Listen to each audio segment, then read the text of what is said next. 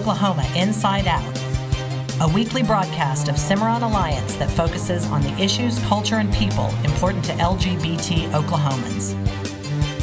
And now, here's your host for Oklahoma Inside Out, Scott J. Hamilton. Hi, and welcome to this edition of Oklahoma Inside Out. Christmas. It's almost Christmas time, and today it's 77 degrees outside. It's crazy, but I am happy to still be able to wear shorts this year. If you did not catch our show last week, I hope that you'll go back and listen to it. An amazing time spent with two of the people featured in the great award-winning documentary film, We Were Here. Terrific show with some just candid, beautiful thoughts from the early days of AIDS and the great progress that we've made since those days. Today, though, we're taking a very different turn. We're lightening things up, and this is a first ever on Oklahoma Inside Out. I'm not even going to tell you what it is just yet. I'm going to wait until we introduce our guest today, someone that has lots of fans in Oklahoma City, and if you don't know her already, you will after today's show. We'll be back after we take a look at news making the headlines this week.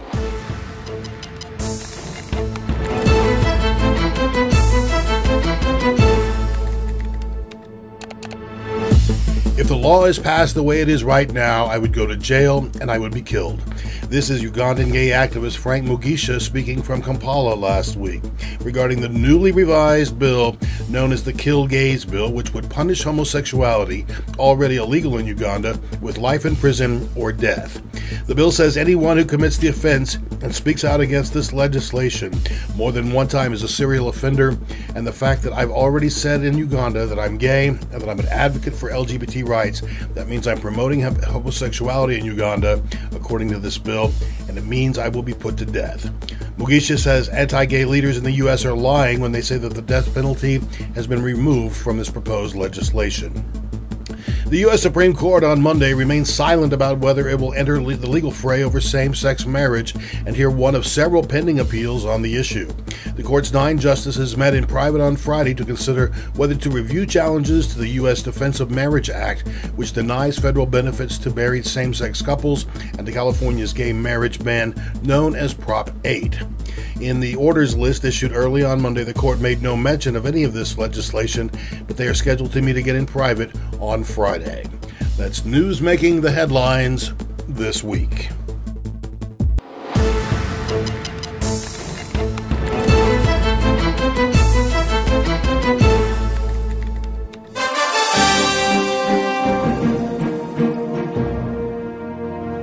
I said a moment ago that today we have a first for Oklahoma Inside Out. Gosh, we've been doing this show now every single week for the last year and a half.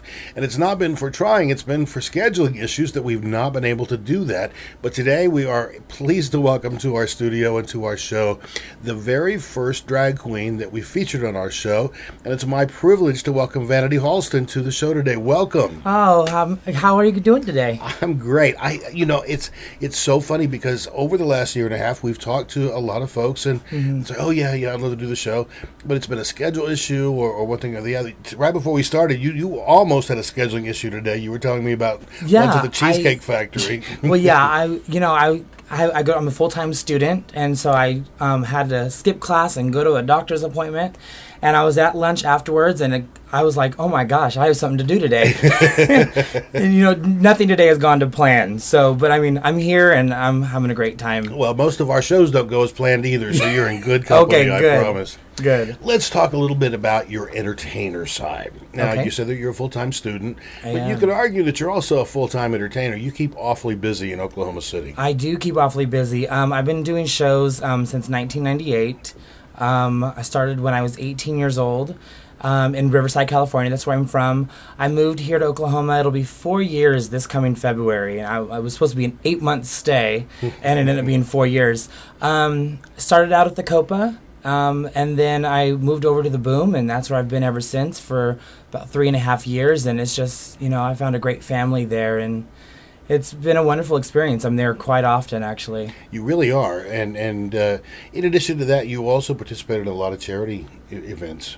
Yeah, I've hosted, the Miss Charity pageants. I've hosted those for the last couple years.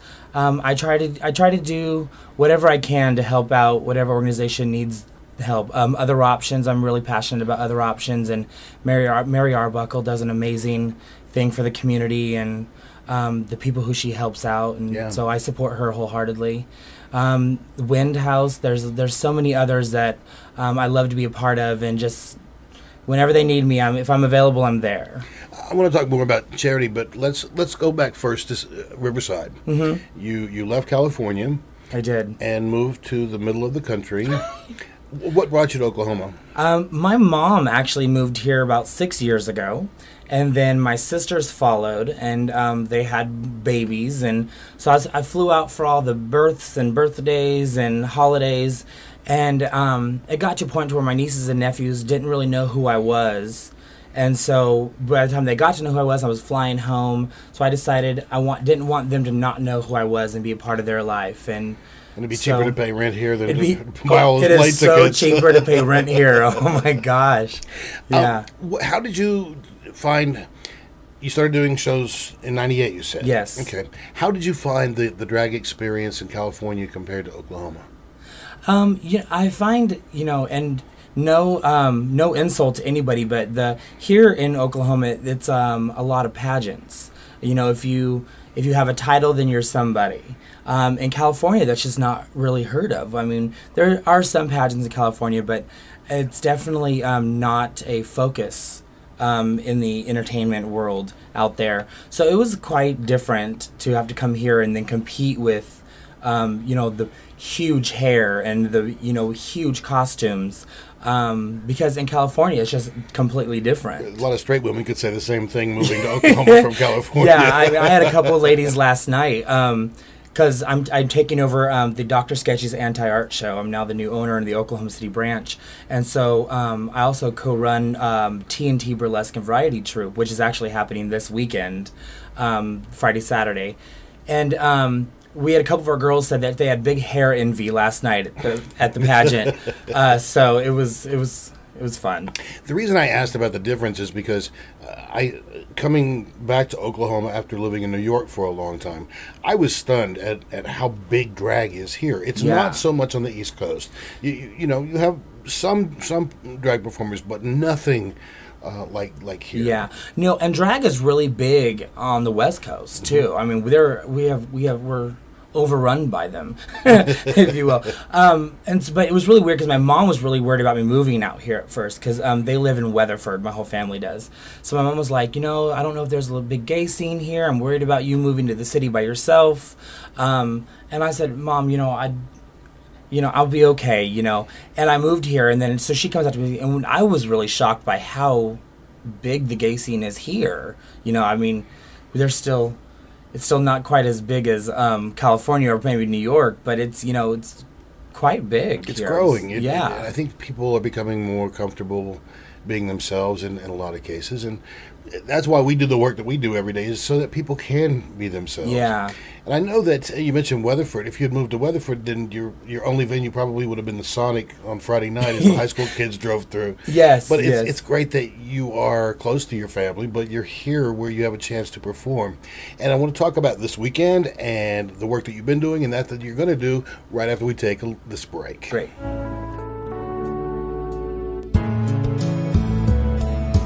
My name is Kelly Caliente Forbes, your Mr. Gay Oklahoma US of A 2011. I'm a member of Cimarron Alliance, and it's a very, very good investment, and I encourage you to also join. It's only $25 a year. Go ahead and visit on www.cimarronalliance.org. Once again, Kelly Caliente Forbes, and don't forget, together, we're better.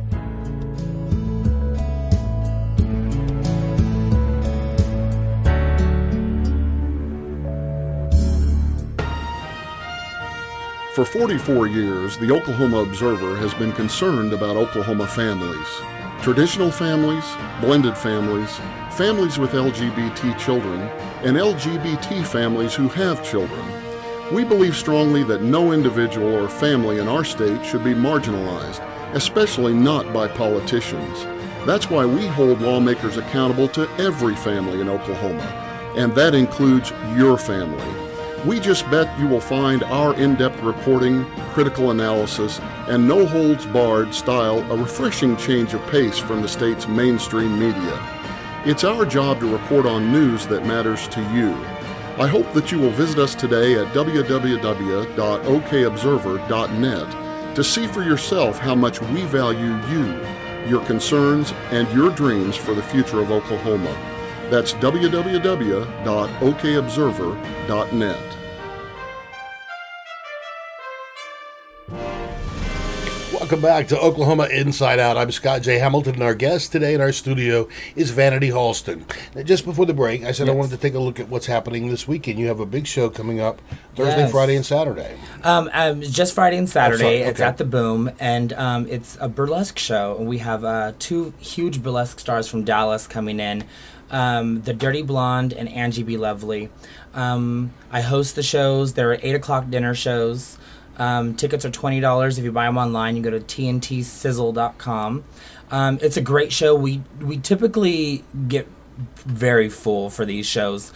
And then on Friday night, I'm actually hosting a superhero and villains show at 11 o'clock Friday night. So this weekend is jam-packed for me. Talk about two different kinds of experiences from Friday to Saturday night. Yeah. And that's got to be a challenge for you as the person pulling this all together, because it's really just kind of two different ways of thinking, isn't it? Yeah. We start the burlesque show at 8 o'clock, and it's primarily the audience is there and they're having a good time, and then when it comes to 11 o'clock, we're rerouting everybody. Everybody is there for a different mindset, or they're totally wasted. By then, which is great for me because then we just have more fun. But you totally have to change gears. It's a totally different clientele, really. I understand. We started off talking about charity, and I think that that's something that we oftentimes in our community don't reckon with just how much work you and so many other people do on behalf of others. I mean, the drag community within the community it's a big group of people. Yeah. Tell me about what it's like working together. Is it supportive? Is it bitchy? Is it what's it like working with the other girls? Well, I think it's going to be like any entertainment avenue. It's you have the ones that don't want to work with each other, and then you have the ones that see it as a family. I know I've hosted shows, forever in California, and my role was if you didn't get along with the other people backstage, then you weren't booked in my show. Because I really feel that the energy backstage is more important than the energy that you put on stage. Because if there's, crap going on backstage, you're not going to put on a good show. And the audience is going to know, and it's just going to be bad all around. So that's one thing that I did notice when I did get to the Boom. My very first show there, Norma Jean Goldstein didn't even know who I was. Mm-hmm. Had never met me, just knew that I was new and I was coming onto the cast. And she had bought everybody a lip gloss. But because I was part of the cast now, I got one. And it was just little things like that showed me that, this really is a community that cares. And we might bitch and argue with each other, but at the end of the day, we're all supportive. I'm careful to balance the use of the terms entertainer and drag queen, because I know that some performers are offended by that. I find that most folks who work in drag, actually, it's a term of endearment. So, what does it bother you at all? It doesn't bother me to be labeled as anything, with that, because some nights I am drag queen, some nights I am a female illusionist or a celebrity impersonator. It's all encompassing, I kind of feel. So I don't get offended, and I don't really understand why some people do get offended. It just never made sense to me. Mm-hmm. Are you in a relationship? I am not. Very, very single. And your website address Say that one more time. Very single. Because I know my husband and I were talking this weekend. He spoke at the World AIDS Day Memorial, and it was really very refreshing for me to be there to support him, because the nature of my work, he's always there to support me. And the reason I asked about a relationship is I just wonder, is that hard? Is that when you're always in the spotlight, when you're always performing, when you have people screaming at your name, is it hard to maintain a relationship? It is hard. You have to have somebody who's secure with themselves to be with somebody who is in the spotlight all the time, because you are no longer you no longer have an identity so much. Most of the time you're now Vanity's boyfriend, you're Vanity's husband, or something like that. But it is a hindrance at times, because a lot of gay men don't want to date somebody who dresses as a woman, even though I don't live that way. I'm total man every day, but they don't see that, so it is a hard thing to get over. So, but it's okay. One day my prince will come. There you go. VanityHalston.com. What's up for the rest of December for you? December, we're working on some Christmas shows at the Boom. We're getting together this big New Year's Eve show. So, it's just crazy rehearsals, and, the burlesque show this weekend, and I got finals week next week, so full time. Yeah. I want to talk a little bit about that side of your life, okay. When you're not on stage, and how you're doing in school, and also where your career is going to take you. We'll do that when we come back from this break. Our guest today is Vanity Halston. Hi, I'm Lorette Taylor, past chair of Cimarron Alliance. I joined the board because I believe in the vision and the work of this organization. We're working every day listening to the concerns of our community and helping to address those very concerns. I hope you will consider supporting Cimarron with a gift. Even $10 a month will help. Working together, we really can achieve equality for all gay Oklahomans. Please visit www.cimarronalliance.org and make your gift today. The election is over, and many Oklahomans are breathing a sigh of relief. But what will the real impact of a continued Obama administration mean to the citizens of Oklahoma? And how will this impact the work of lawmakers in our own state capital? And what does all of this mean for progressive thinkers right here at home? For over 44 years, the Oklahoma Observer has been providing answers to some very difficult questions. It's the one place you can go for news, commentary, and analysis that is simply not available anywhere else. That's why the Oklahoma Observer is such an important publication to LGBT Oklahomans and their allies. We keep you informed about issues important to your family. So visit us today at www.okobserver.net. Our only agenda is to provide critical news for critical thinkers. Welcome once again to Oklahoma Inside Out. I'm Scott J. Hamilton, and we're visiting today with Vanity Halston. Okay, so we've talked about your professional side. Yes. When you walk into a restaurant at McDonald's, I'm sure people don't recognize you, but as soon as you put it all together, then you're instantly recognizable. Yeah. Well, let's talk about that unrecognizable side. You said that finals are coming up for you. What are you studying? I'm a graphic design major at UCO. And I'm full-time, and it's an intense program up there at UCO. But my goal is to teach graphic design, actually. I want to teach. And so I'm working on my bachelor's right now, and thinking about Chicago for graduate school, but that's, 3 more years, so we'll see. But yeah, I'm having a great time. It's challenging, and I love anything that's going to stimulate my mind, and so what a neat balance, though, to have a career track that is going to allow you to be creative every day, but it's a different kind of creativity that you show on stage. Mm-hmm. Do you envision continuing to entertain? I do. The last few months I've actually stepped back and took a break. Just because school is so intense, and trying to balance the full-time school plus the job plus shows, I just became a little overwhelmed. And so I stepped back from a lot of the shows that I was doing, and but I don't see myself quitting anytime soon, because it's definitely that release. When you're having a bad day, you take it out on the stage. You know what I mean? Yeah. And it's my own form of therapy. I'm sure. So I think a lot of actors, dancers, singers can relate to that. Anybody that has anything that they do, like some people punch a punching bag. Mm-hmm. I do high kicks and splits, and that or do climb up my aerial silks that I do, and it's liberating.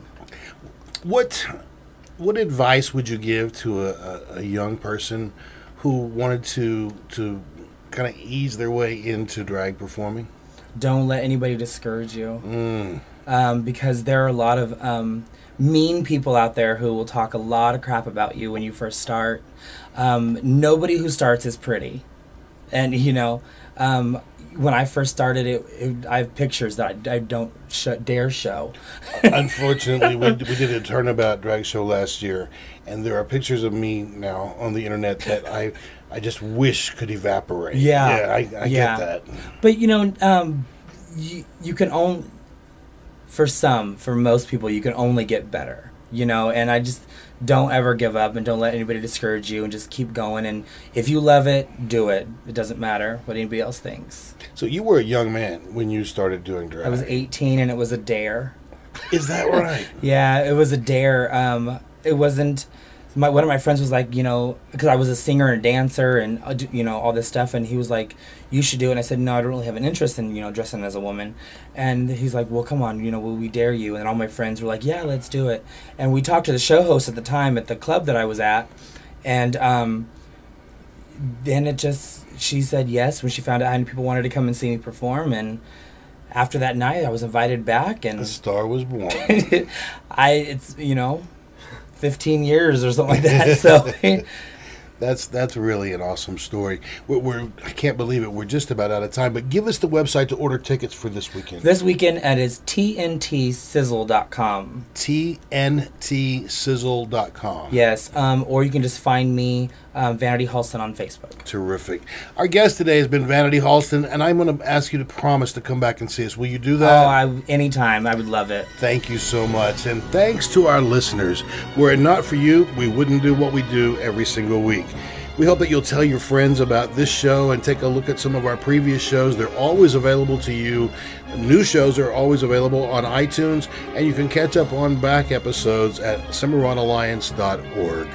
Thank you to our producer, Chris Moyer, to Cimarron Alliance board co-chairs, Jeremy Hood and Randall Marsh. Lisa Pizzeri is our announcer. PK Kelly Palmer is our office coordinator. From all of us at Oklahoma Inside Out and Cimarron Alliance, I'm Scott J. Hamilton, thanking you for joining us. Hang on to the vision of a fair and just Oklahoma.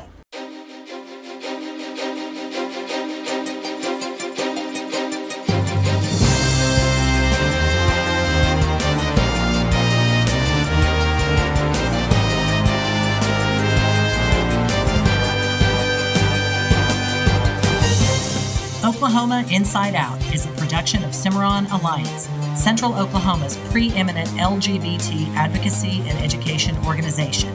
If you have a topic you would like to hear discussed or a person who you would like to hear interviewed, please call 405-495-9300 or email oklahomainsideout@cimarronalliance.org.